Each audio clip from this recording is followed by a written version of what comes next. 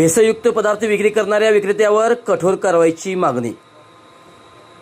भेसळयुक्त अन्नपदार्थाची विक्री होत असल्याबाबत PSR human rights protection council anti corruption wing या संस्थेकडे नागरिकांकडून तक्रारी प्राप्त झाल्या होत्या. भेसळयुक्त पदार्थाचे सेवन केल्यामुळे नागरिकांच्या आरोग्याला गंभीर धोका निर्माण होऊ शकतो याचे गांभीर्य लक्षात घेऊन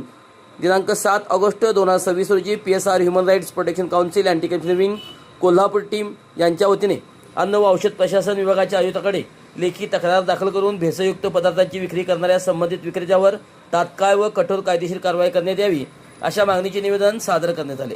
तसेच भविष्यात अशा प्रकारांना आळा घालण्यासाठी नियमित तपासणी मोहीम राबवण्यात यावी व नागरिकांना सुरक्षित व दर्जेदार अन्नपदार्थ उपलब्ध करून देण्यासाठी आवश्यक ती प्रभावी उपाययोजना करण्यात यावी अशी मागणी यावेळी करण्यात आली. या संस्थेचे पदाधिकारी दस्तगीर मुल्ला कोल्हापूर जिल्हा कार्याध्यक्ष, अजिंक्य गवई कोल्हापूर शहर अध्यक्ष, राजू गवई कोल्हापूर शहर उपाध्यक्ष, सचिन कवाये महाराष्ट्र राज्य सेक्रेटरी, संतोष गटकुळ कोल्हापूर जिल्हा डेप्युटी चीफ सेक्रेटरी, साद इंचलिंजीकर कोल्हापूर जिल्हा